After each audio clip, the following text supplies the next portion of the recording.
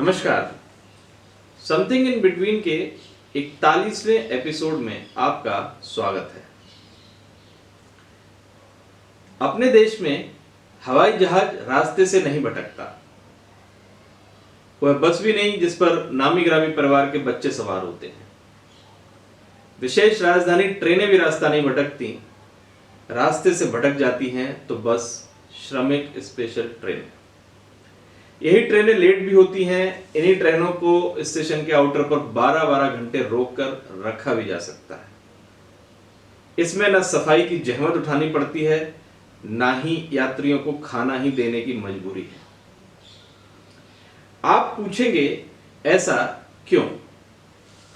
ऐसा इसलिए कि श्रमिक स्पेशल ट्रेनों पर प्रवासी श्रमिक सवार हैं। ऐसे प्रवासी श्रमिक जिसके लिए इस राजनीतिक व्यवस्था के शब्दकोश में जिम्मेदारी या मानवीयता नाम के कोई शब्द ही नहीं है। कोरोना से निपटने के नाम पर देश में मजदूर निपट रहे हैं। पहले लॉकडाउन के दौरान भुखमरी का दंश झेला, सैकड़ों किलोमीटर पैदल चलने को मजबूर हुए। इस क्रम में सैकड़ों मजदूरों ने दुर्घटनाओं सहित अन्य कारणों से अपनी जानें गंवाई। अब रही सही कसर श्रमिक स्पेशल ट्रेनों के जरिए रेलवे निकालने पर आमदा है। चूंकि श्रमिक स्पेशल ट्रेनों से उसे कमाई नहीं हो रही, इसलिए रेलवे को इसकी कोई परवाह नहीं है। इन ट्रेनों में साफ सफाई तो दूर, श्रमिकों को खाना पानी तक मैसर नहीं है। इन स्पेशल ट्रेनों को 10 से 12 घंटे आउटर पर रोककर रखा जा रहा है। इससे भी आगे यह है कि जिन ट्रेनों को उत्तर प्रदेश और बिहार पहुंचना था, वो ट्रेनें उड़ीसा और अन्य जगहों पर पहुंच रही हैं। अपने अपने गंतव्यों तक पहुंचने के लिए श्रमिकों को 3 दिन और 3 रातें ट्रेनों में गुजारनी पड़ रही है। बीते 22 मार्च को आंध्र प्रदेश के विशाखापट्टनम से उत्तर प्रदेश और बिहार के लिए चलाई गई ट्रेन को दीनदयाल रेलवे स्टेशन के आउटर पर पूरे 12 घंटे रोककर रखा गया। हालत इतने बदतर हो गए कि ट्रेन पर सवार श्रमिकों ने रेलवे पटरी पर उतरकर बिहार के मुख्यमंत्री नीतीश कुमार के खिलाफ नारेबाजी की।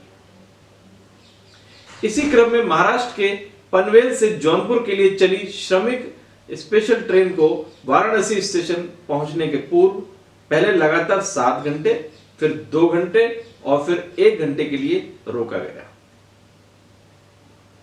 एनडीटीवी की ही रिपोर्ट है कि गुजरात से बिहार जाने वाली श्रमिक स्पेशल ट्रेन के यात्रियों को उपलब्ध कराया गया खाना फेंक दिया गया, क्योंकि खाने से दुर्गंध आ रही थी।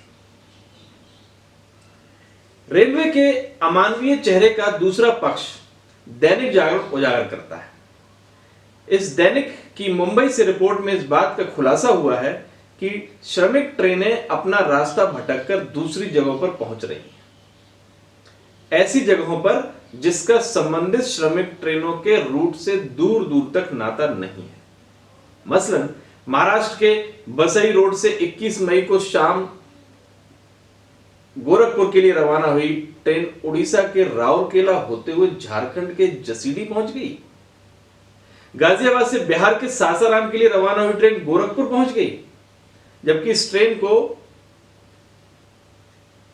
बाया प्रयागराज सासाराम जाना था। ऐसी अमानवीय चूक पर रेलवे का बयान जले पर घाव छिड़कने जैसा है। ट्रेनों के 2-2 दिनों से अधिक विलंब होने और रास्ता भटकने पर रेलवे का कहना है कि ऐसा ट्रैफिक लोड के कारण हुआ।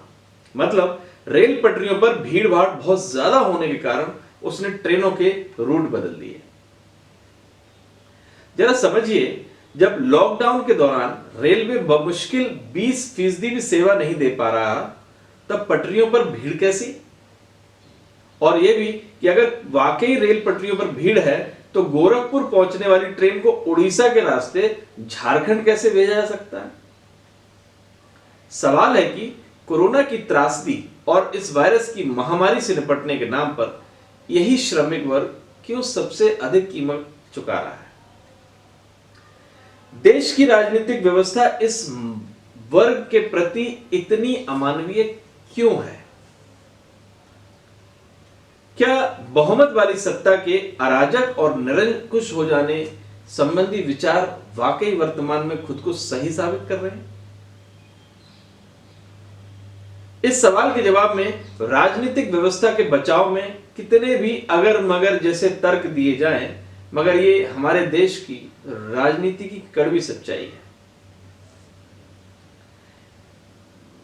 याद कीजिए, जब उत्तर प्रदेश सरकार ने कोटा में प्रतियोगी परीक्षाओं की तैयारी कर रहे छात्रों को वापस बुलाने का फैसला किया और जब राज्य सरकार ने राजस्थान सरकार से पूरी तरह से फिट एयर कंडीशन बसें मांगी और आनंद फानंद में इससे संबंधित राशि का आधा भुगतान भी कर दिया गया, मगर जब श्रमिकों को बसों के जरिए उनके गांव तक पहुंचाने का सवाल आया तो टिकट की राशि के लिए देश में कैसी शर्मनाक सियासत हुई। मजदूरों को बस से पहुंचाने के सवाल पर उत्तर प्रदेश सरकार और कांग्रेस की नेता प्रियंका गांधी के बीच सियासी जंग को याद कीजिए। इस सियासी जंग के बीच बसें कागजों पर दौड़ती रही और बेबस मजदूर पैदल चलने पर मजबूर हुए। फिटनेस प्रमाण पत्र सहित कई अन्य बहानों को आधार बनाकर उन सारे बसों को भी वापस भेज दिया गया जो कि सभी मापदंडों पर खरे उतर रहे थे। क्या अगर यही लोग खाए अगाए वर्ग से होते तो राजनीतिक सत्ता इनके साथ ऐसा ही व्यवहार कर सकती थी? क्या आपने सुना कि विदेश से लोगों को लाने वाला हवाई जहाज रास्ता भटककर दिल्ली की जगह जयपुर पहुंच गया? या कोटा से छात्रों को लेकर उत्तर प्रदेश रवाना हुई बस केरल पहुंच गई? ऐसा हो नहीं सकता, क्योंकि जो वर्ग हवाई जहाज से विदेशों और बसों से कोटा से वापस लाए जा रहे थे वही वर्ग इस देश के नीति के नियंता है, जबकि इस देश में श्रमिक का मतलब वोट देकर लोकतंत्र के प्रति अपनी औपचारिकताएं पूरी कर लेना मात्र है। सवाल है कि क्या ऐसी शर्मनाक स्थिति में कोई बदलाव भी होगा? सियासी दल और सत्ता भविष्य के खतरे के प्रति अनजान बना बैठा है। श्रमिक ट्रेनों के स्टेशन पर रुकते ही इसमें सवार यात्रियों द्वारा प्लेटफॉर्म की दुकानों पर की जा रही लूट, कई स्थानों पर श्रमिकों का पुलिस प्रशासन के साथ हुई तीखी झड़प और वापस अपने गांव लौटे श्रमिकों का रोजगार के लिए जनप्रतिनिधियों का घेराव जैसी घटनाएं बहुत कुछ कहती है। इस वर्ग में असंतोष के चरम रूप लेने की संभावना बन रही है। जाहिर तौर पर यह स्थिति ठीक नहीं है। राजनीतिक व्यवस्था को असंतोष की चिंगारी को विकराल रूप धारण करने से पहले अपने रवैये में बदलाव लाना होगा। इसी तरह के अन्य समसामयिक मुद्दों के लिए आप हमारी वेबसाइट www.currentreviewlive.com पर विजिट करें। नमस्कार।